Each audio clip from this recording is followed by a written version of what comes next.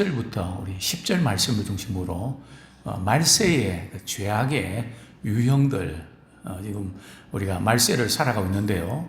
그 죄악의 그 유형들이 한 세 가지가 계속 패턴이 비슷한 패턴으로 말이죠. 계속 반복되는 것을 보게 될 겁니다. 왜냐하면 성경이 그렇게 예언하고 있고 분명히 언급하고 있기 때문에 그렇습니다. 그래서 말세의 성도들이 신앙을 지키기가 상당히 어려운데요. 그 죄악의 유형들은 어떤 것일까요? 자, 먼저 오늘 본문을 우리 이해하기 위해서 한 가지 표현을 알아야 되는데요. 8절 우리 같이 한번 읽겠습니다. 시작. 그러한데 꿈꾸는 이 사람들도 그와 같이 육체를 더럽히며 권위를 업신여기며 영광을 비방하는도다.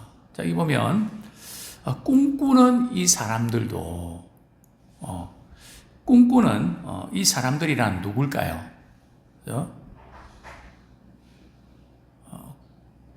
꿈꾸는 이 사람들, 여기 꿈꾸는 이 사람들 누군가 하면 당시에 그 교회에 말이죠, 거짓 교사들이 들어와갖고, 즉 영지주의 이단들이 들어와갖고 복음 진리에 이렇게 서 있는 우리 성도들을 미혹을 시켰거든요. 그런데 이 영지주의 이단의 이 특징이 뭔가 하면 그분들은 하나님의 계시를 받았다고 주장을 한단 말이죠. 꿈을 꾸다가 환상을 보고 나 계시를 받았다. 우리 한 가지 질문 드리면요. 오늘날 우리 시대에 계시받았다 하는 게 그게 맞는 걸까요? 틀리는 걸까요? 맞습니까? 틀리십니까? 오늘날도 계시받을 수 있나요?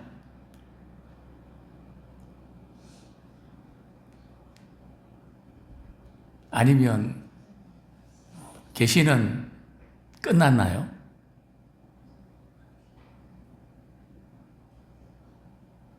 오늘날 많은 간증자들이 나는 하나님의 말씀을 들었다, 음성을 들었다, 보았다, 이런 표현을 많이 쓰는데 그 의미가 뭔지는 우리는 잘 이해를 해야 됩니다. 우리가 육성으로 듣는 어떤 그런 그로 자꾸 생각하는 경향이 있거든요. 그게 뭘까? 그런 부분을 좀 이렇게 자세히 다루기는 어려운데요. 분명한 것은 요한계시록으로 계시는 끝났습니다. 성경 말고 말이죠. 다른 거 어디서 산에서 기도하다가 어디 받았다. 그래 책 하나 들고 나오고 말이죠. 그건 전부 다 이단이죠. 성경 말고 다른 거 들고 나오면 계시 받았다. 저한테도 이렇게 1년에 몇 권 정도 말이죠. 여러 어떤 분이 보낸지 모르겠는데 자신이 계시받은 것들을 막 써갖고 말이죠. 저한테 보냅니다.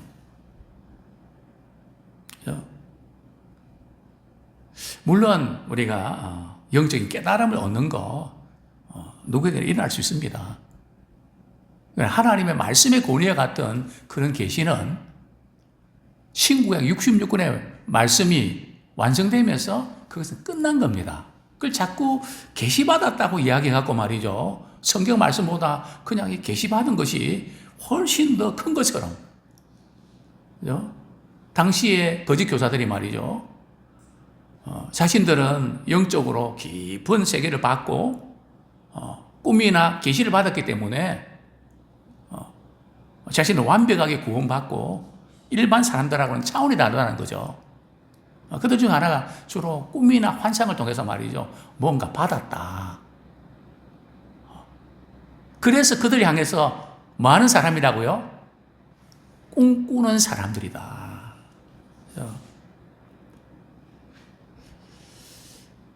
꿈꾸는 이 사람들도 그와 같이, 그죠? 꿈꾸는 사람들, 그죠? 그와 같이는 어떤 것을 가르치는 걸까요? 앞에 이제 나온 우리 세 가지 사례 말씀드렸죠, 그죠? 이제 마지막 시대에 믿음에서부터 빗나가는 거짓 교사들이 가르치는 교훈에 세 가지 특징이 나오는데요. 그게 뭡니까? 우리 5절에 보면 이스라엘 백성들, 애굽에서 구원해 내시고 믿지 않은 자들을 멸하셨다. 이 사건. 두 번째는요, 천사들의 타락, 범죄한 천사들, 자기 지위 지키지 않고 처소를 떠난 그런 천사들. 세 번째는요, 소돔 고모라. 그래서 성적인 범죄로 육체가 되어버렸던. 근데 이러한 그 경고했던 세 가지 사례들을 이 꿈꾸는 자들도, 거짓 교사들도 알면서도 이런 죄를 계속해서 반복적으로 짓고 있다는 겁니다. 8절에 보면 지금 유다서에서 핵심되는 부분이거든요. 첫 번째가 뭔가 하면 세 가지 특징이, 배도자들의 세 가지 특징이 뭔가 하면은, 첫 번째는 육체를 더럽히고, 두 번째는요, 권위를 업신여기고, 세 번째는요, 영광을 비방하는. 자, 이 세 가지 유형이 말세의 죄악의 유형이라는 거죠. 이 세 가지 이 죄를 우리가 짓기가 참 쉬운데, 어쨌든 이 지금 꿈꾸는 자들, 이 꿈꾸는 자들의 문제는 뭔가 하면 말이죠, 우리가 하나님께 때로는 꿈이나 환상으로 우리에게 교훈하는 경우들 인정을 합니다. 성경에 있으니까요. 그래서 조심해야 되거든요. 해석을 잘해야 됩니다. 대부분의 꿈은 하나님께서 예방 차원에서 우리를 준비하라고 이렇게 사인을 주는 거거든요. 이런 일이 일어날 때니까 이렇게 준비해라. 근데 그 꿈을 우리가 해석을 잘 못하고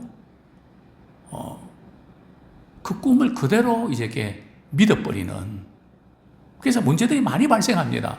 근데 문제는요, 이 꿈을 믿는 사람들은 말씀이 잘 들어올까요? 안 들어올까요? 말씀이 잘 들어와야 되는데, 제가 목회하면서 경험한 것은 말이죠, 뭔가 신앙생활을 뭔가 자꾸 느끼려고 그러고 뭐 보려고 그러고 말이죠. 물론 그런 부분들이 신앙생활에서 전혀 없는 건 아닌데, 지나치게 말이죠, 이렇게 신앙생활을 뭔가 느끼려고 하는 그 강한 분들이 있단 말이죠. 분명히 말씀을 이렇게 펼쳐놓고 하나님의 말씀 이렇습니다 해도 자신의 꿈을 더 믿는단 말이죠. 뭐 제가 이런 목회하면서 여러 우리의 젊은이들, 성도들 많이 경험했죠. 안 들어가요, 안 들어가요. 지금 바로 이 거짓 교사들이 말이죠. 그래서 이단이 위험한 게, 자기들이 생각하고 배운 거 말고는 다른 게 안 들어온다는 거죠. 거짓 것을 딱 믿으니까 진리가 안 들어오는 거죠. 참 이런 한계들을 이렇게 우리가 보게 되는데요. 자, 먼저 우리 세 가지 특징 간단하게 우리가 살펴보겠습니다. 첫 번째 특징은 바로 육체를 더럽히는 사람들, 더럽히는 자들.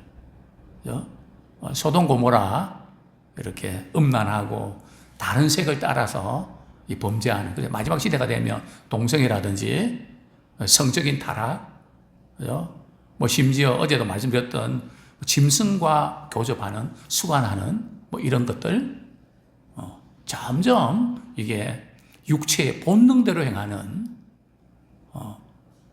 이런 일들이 이제 많아질 것을 우리가 성경은 분명히 말씀하고 있는데요. 이제 육체를 더럽힌다는 게 도대체 뭘까요? 갈라디아서 5장 19절부터 21절 말씀 우리 같이 한번 읽겠습니다. 육체의 일은 이러하니 이렇게 나와 있는데요. 갈라디아서 5장 19절부터 21절까지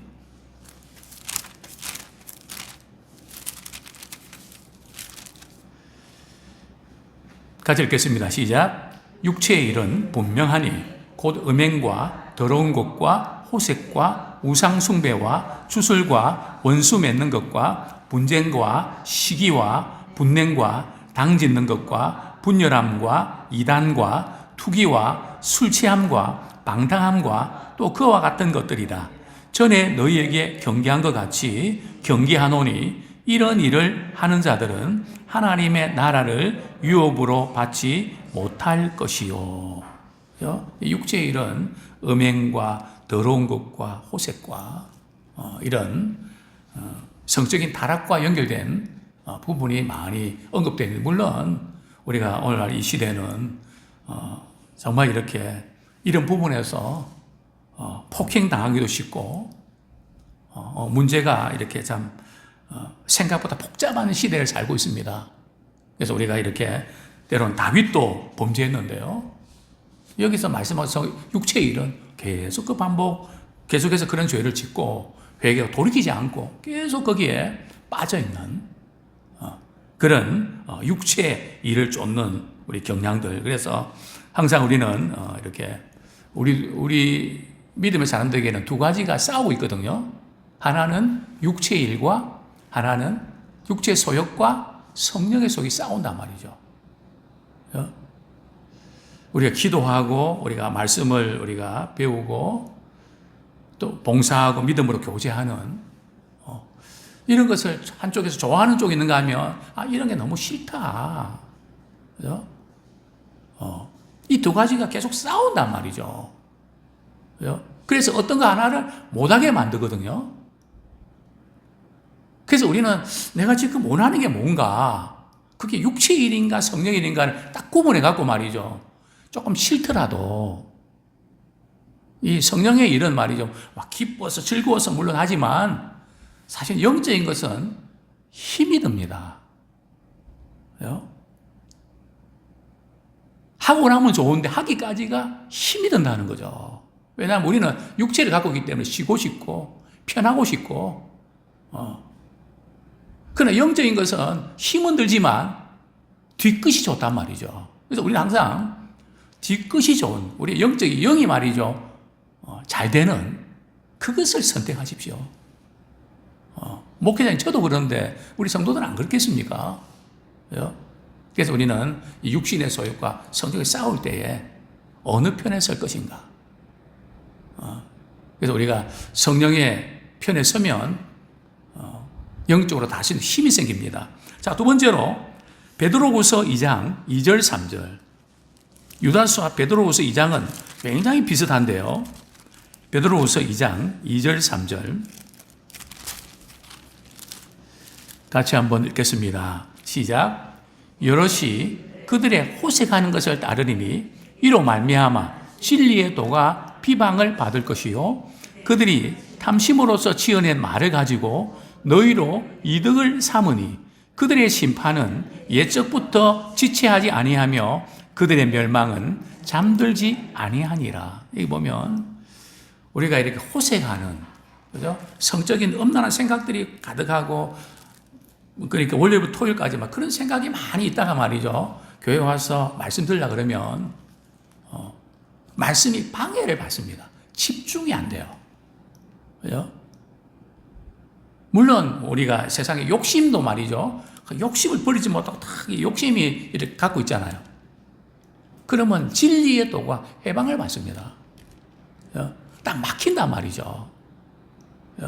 얼마나 영적인 것은 민감한지 모릅니다. 그래서 우리는 어떤 것도 막히면 안 돼요. 어떤 사람은 미움으로, 어떤 사람은 욕심으로, 상처로, 아픔으로, 고민으로, 갈등으로 모든 게 자꾸 막힐 수 있거든요. 그래서 어떤 경우에도 막히지 않도록 늘 그런 것이 우리에게 찾아올 때는 회개하고 떨어버려야 된단 말이죠. 그죠? 근데 품고 있으면 진리의 도가 해방을 받는다는 거죠. 아무쪼록 참 육체 소욕을 따라가기 쉬운 세상입니다. 너나 할 것 없이. 정말 우리가 이 육체의 연약함을 이기려고 그러면 예배를 통해서 말이죠, 주님을 만나야 됩니다. 주님이 임자심을 경험해야, 그죠? 그 안에서 사람이 변하거든요. 뭐 다른 지식이나 논리를 가지고 되는 게 아니에요. 그죠? 성령께서 임하실 때에 우리의 심령이 변화되어서 우리가 새로워지는, 그래서 신앙의 성령의 가도로 우리 나가는 우리 모두가 되기를 소원합니다. 정말 이 육체를 이렇게 쫓는 그런 부분들을 우리가 경계해야 됩니다. 꿈과 환상 같은 경우도 사실은 그 육체로 느끼고 자꾸 그런 거거든요. 꽤 오래전에 우리 중고등부 아이들이 가운데 일어났던 일입니다. 여자아이는 고3이고 남자는 이렇게 청년인데 말이죠. 남자 청년이 이렇게 그 고3 여학생을 좋아했습니다. 근데 무슨 꿈을 꿨다는 거죠. 환상을 봤다는 거죠. 어떤 환상을 봤는가 하면 그 고3 아이와 결혼하는 환상을 봤다는 거죠. 제가 잠 깨라. 지금 한참 공부하고 이렇게 할 때 그러면서 아이에게 말이죠. 고3 아이에게 그냥 음란물을 보내고 음란한 기구들을 보내고 기겁을 하는 거죠. 그 부모들이 말이죠. 지금 한참 시험 보는데 만약에 너 나랑 결혼 안 하면 성폭행 당한다. 위협도 하면서 말이죠. 봤대요. 똑바로 정신 차려라. 말씀에 검증받아서 육체를 더럽히고, 그죠? 상식이야. 그래서 우리 기독교는 말이죠. 윤리와 도덕 수준이 머무는 건 아니에요. 그죠? 그렇다고 해서 기독교는 윤리와 도덕을 넘어서 생명에 관한 거거든요. 그죠? 영혼이 사느냐 그 문제인데 뿐만 아니라 저는 두 가지를 우리가 절대 소홀하면 안 됩니다. 기독교는 상식 이하가 아니라는 거예요. 그죠? 상식 수준에 머무는 게 기독교 아닙니다. 근데 얼마나 많은 경우에 상식에도 못 미치는, 그죠? 참 말이 안 되는, 지난주에 제가 그런 이야기를 듣고 참 화가 났습니다. 어떤 분이 이제 자기 직장에서 금고가 이제 이렇게 좀 버리고 싶어서 이렇게 가져갈 사람 가져가라고 올렸는데 어느 교회에 이제 아마 권사님하고 어떤 여자 두 분이 오셨대요. 그게 이제 4개 정도인가 뭐 6개 그렇게 했는데 네, 캐비넷, 그죠? 네, 캐비넷. 그러면 하여튼 이렇게 몇 층에 이제 사무실이 있는 모양인데, 그죠? 그걸 내려 이렇게 놓으려고 그러면 남자가 와야 되잖아요. 그러니까 좀 짜증이 날 거 아니에요. 그래가 전부 다 말이 내려줬대요. 또 차도 조그만 거 가져갔고 말이죠. 그래갖고 이제 어떻게 그 차를 그렇게 작은 거 가져갖고 어떻게 다 넣을 수 있냐고. 그럼 안 가져가겠다고 해서 다시 다 올려놨다니. 정말 우리가 이렇게 교회에서 왔다고. 막 제일 제가 화가 나는 게 상식에도 못 미치는, 그죠? 이런 모습들. 절대 우리 기독교는 상식 이하가 아니고, 그죠? 순리대로만 우리가 하는 정도도 아니고 상식을 넘어섭니다. 그래서 어떤 경우다 상식이 하면 진리 아니에요. 그죠? 그거는 보나마나. 그죠? 무슨 다른 거 없습니다. 상식이, 그죠? 진리의 말씀 비춰보고. 아무쪼록 참 우리의 신앙의 유형들이 세상 사람들과 도덕적인 수준에 비교 안 되는, 그죠? 그래야 전도도 되고 하나님께 영광 돌리지 않습니다. 이 착한 행실을 보고 하나님께 영광 돌려드리라 그랬잖아요. 그죠? 못 미치면 안 된단 말이죠. 뛰어넘어서 그냥 압도할 수 있는 그런 믿음의 사람 우리 되었으면 참 좋겠습니다. 자, 두 번째, 권위를 업신여기는. 오늘 본문에 보면 권위를 업신여기며, 그죠? 우리 본문 6절 한번 보겠습니다. 시작. 또 자기 지위를 지키지 아니하고 자기 처소를 떠난 천사들을 큰 날의 심판까지 영원한 결박으로 흑암에 가두셨으며, 그죠? 참, 이 권위를 이렇게 업신여기는 거짓 교사들은 말이죠. 주 예수 그리스도의 유일하심을 부인하고요. 그죠? 그리고 하나님의 권위, 또 당시에 복음에 서 있는 성도들과 교회를 비방하고 이렇게 무시했습니다. 그 이단들의 특징이 뭡니까? 항상 그들은 기성교회를 비판하고 이렇게 목회자를 비판한단 말이에요. 물론 기성교회가 뭐 이렇게 비판받을 만한 그런 것이 없는 거 아닙니다. 그죠? 분명히 문제가 있습니다. 그죠? 그럼에도 불구하고 권위를 하나님이 주셨거든요. 가정에서는 부모님의 권위를 주셨습니다. 부모가 잘하고 못하고 아니라 부모라는 존재 자체 때문에 하나님 권위를 주셨거든요. 학교에 스승의 권위를 주셨고요. 교사의 권위를 주셨고, 또 목회자의 권위를 주셨고, 물론 이 시대는 권위가 먹힙니까? 어쩌면 우리 시대에 지금 어려움은 권위 실종 때문에 생기는 거거든요. 어디 권위가 있나요? 누구 말을 무섭게 여깁니까? 우리 하나님께서는 참된 권위가 세워져야 그 속에서 하나님의 질서, 하나님의 통치가 이루어진단 말이죠.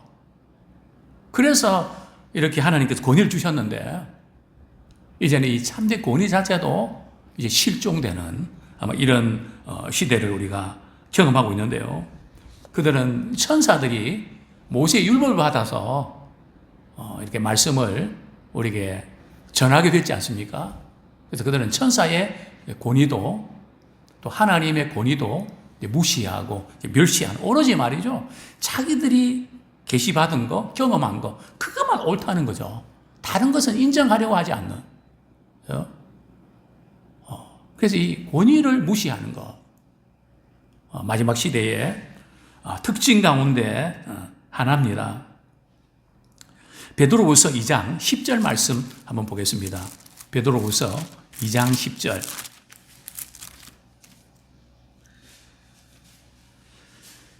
같이 한번 읽겠습니다. 시작. 특별히 육체를 따라 더러운 정욕 가운데서 행하며 주관하는 일을 멸시하는 자들에게는 형벌할 줄을 아시느니라. 이들은 당돌하고 자긍하며 떨지 않고 영광 있는 자들을 비방하거니와. 이도 뭐 똑같은 세계 패턴이 계속 반복되지 않습니까? 그죠? 육체를 더럽히고 주관하는 일을 멸시하는 자들, 그죠? 그리고 영광 있는 자들을 비방하는, 그러면서도 떨지도 않고 겁낼 줄도 모르고 당돌하게 말이죠. 이런 우리 시대, 참 이런 가운데서 우리가 믿음을 지키기 쉽지 않은데, 아무쪼록 우리 참된 권위를 우리가 세워가고, 또 우리 자녀들과 우리 손주들은 이런 믿음 안에서 어디 가도 참 드물게 잘 자라났다, 그런 인정받는 우리 믿음의 사람 되기 원합니다. 마지막으로 우리 9절 10절, 유다서 1장 9절 10절 영광을 해방하는 것에 대해서 잠깐 말씀을 드리려고 합니다. 같이 읽겠습니다. 시작. 천사장 미가엘이 모세의 시체에 관하여 마귀와 다투어 변론할 때에 감히 비방하는 판결을 내리지 못하고 다만 말하되 주께서 너를 꾸짖으시기를 원하노라 하였거늘 이 사람들은 무엇이든지 그 알지 못하는 것을 비방하는도다. 또 그들은 이성 없는 짐승같이 본능으로 아는 그것으로 멸망하느니라.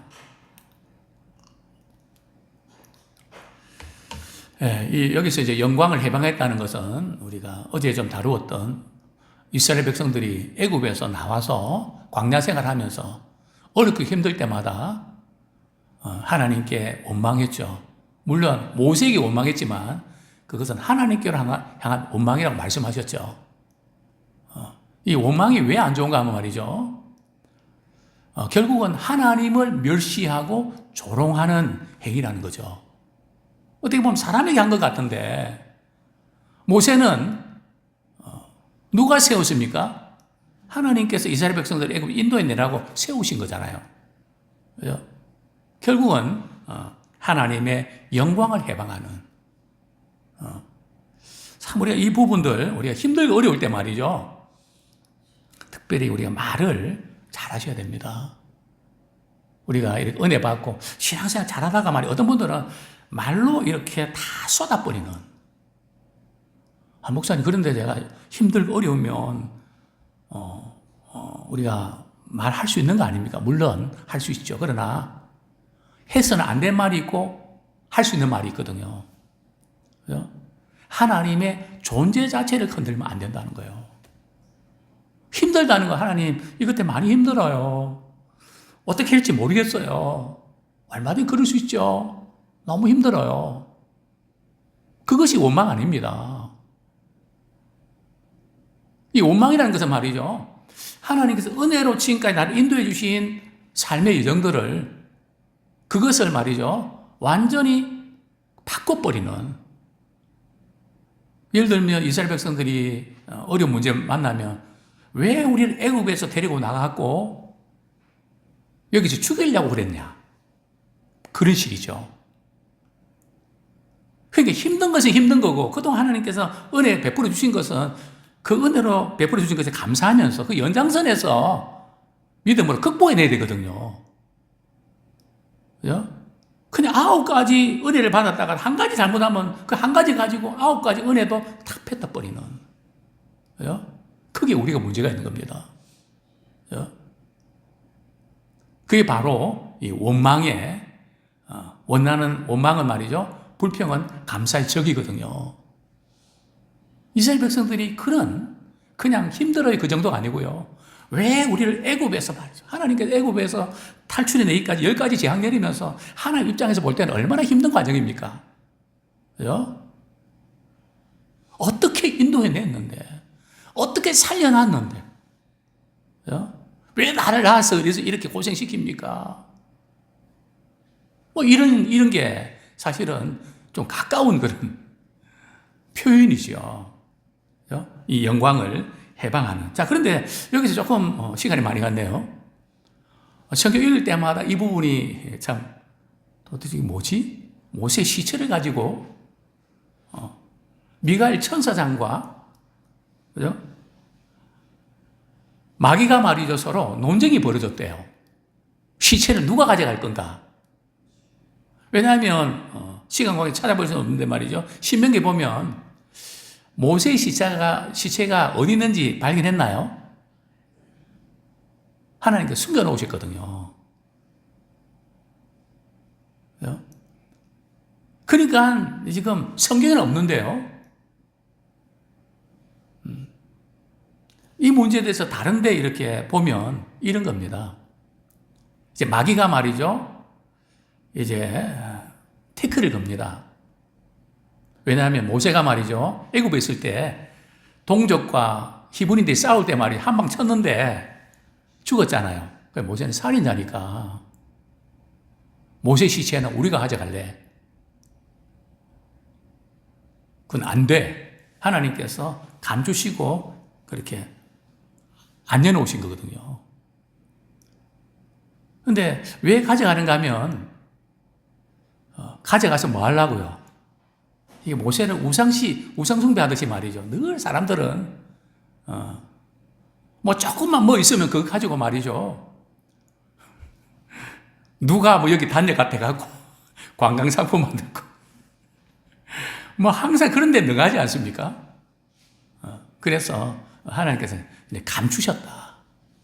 근데 미가엘 천사장은 이게 마귀가 말이죠, 이렇게 할 때 얼마든지 야단치고 막 이렇게 심하게 말할 수 있거든요. 그런데도 미가엘 천사장은 말이죠, 이 정도로 끝냅니다. 어떻게 해요? 비방하는 판결을 내리지 못하고, 분명히 잘못된 거니까 비방할 수 있고 판단할 수 있는데도 그렇게 안 하고, 주께서 너를 꾸짖으시기를 원하노라, 이렇게 하면서 최종적인 판단 누가 한다고요?